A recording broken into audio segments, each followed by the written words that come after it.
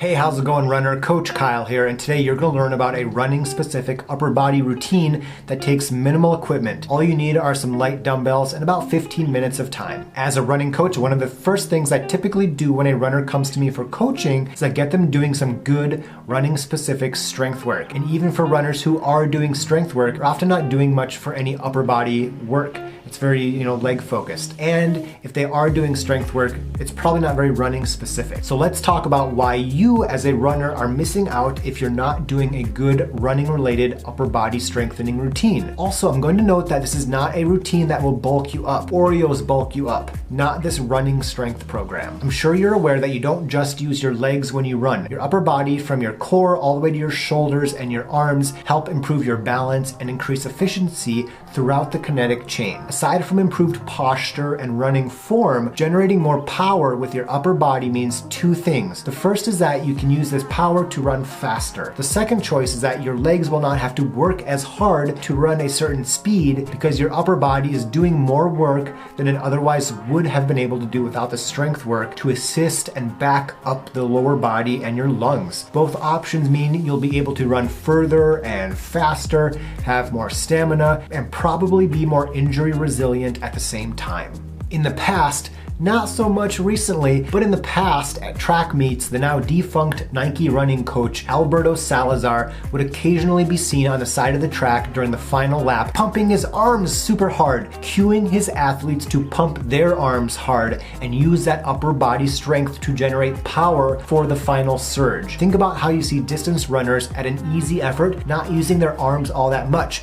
But look at the finish line sprint of something like a marathon or the mile race, and you'll see those arms pumping strongly. Even those skinny Kenyan runners are pumping those arms during that final stretch. Okay, so I hope I've convinced you about the benefits of an upper body strength routine. But if you need one more piece of real proof, go max out your push-ups and then immediately go do a mile time trial. And I did this recently. I did a 1.5 mile PFT, and man, not being able to use my upper body for that max effort run totally zapped my power, my strength, my upper body torque. And not being able to fully use my arms, my shoulders during that best effort run was totally eye-opening. One more thing before we go into the routine is that if you want to get a full 3-month totally free running specific strength and mobility program, all you have to do is go to my website and sign up for the free Slow and Strong program, where I send you an email every Sunday and every Friday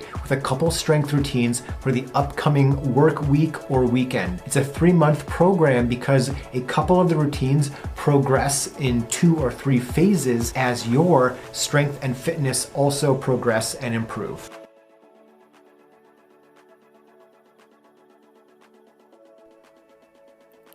Okay, so first up here we have the single leg push-up, and this primarily works the chest muscles, but also the triceps and anterior deltoids at the front of the shoulder as stabilizers. Alternative movements, you could put your knee on the floor and do push-ups that way, or do 2-legged push-ups if this is a bit difficult with one leg. Things to remember are that you should try to keep your body fairly straight in a straight line without your hips too high or too low, and generally keep your hands close to under your shoulders, not too narrow or too wide.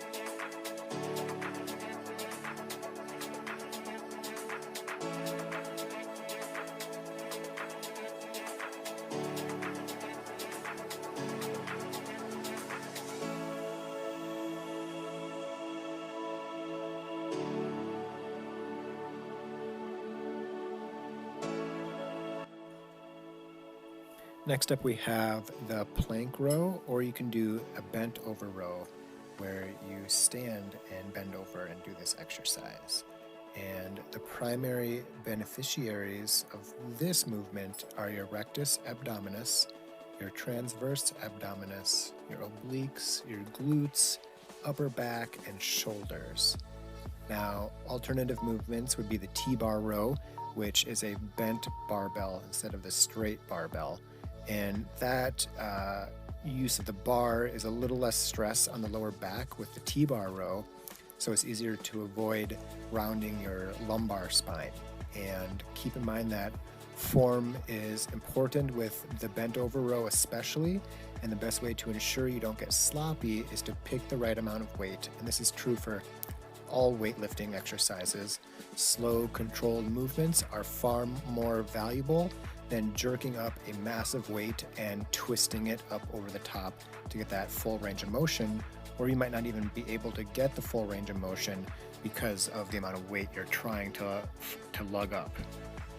And then here we have a surprisingly difficult exercise, the V-sit with running arms, and this is an effective way to target your rectus abdominis, again, your external obliques, your internal obliques, and your hip flexors, while improving your core and trunk balance. So an alternative movement would be a modified V-sit ab exercise, which will still help you build form and core strength if the full version here is too challenging. So instead of the legs being straight throughout the movement, bend your knees a little more for a 90-degree angle and bring them a little bit closer in towards your chest. And remember that one of the most common mistakes made during this exercise is rounding the back and shoulders at the top of the exercise. A true V-sit ab exercise results in the abs and legs creating a good V movement. And then here with the overhead tricep extension, it's an isolation exercise that works the muscles on the back of the upper arm. These are called the triceps, and there's 3 heads, thus the tri part, a long, a lateral, and a medial head. They all work together to extend your forearm at your elbow. The most basic version is the seated or standing tricep extension, but you can also incorporate the move in a seated position or lying on a bench or the floor. You can also choose to work one arm or both arms together. And the most common error when performing this extension exercise is letting the elbows float towards the center in front of your face. This is more common if your chest and shoulder muscles are tight, but it decreases the workload of the triceps and renders the exercise less effective.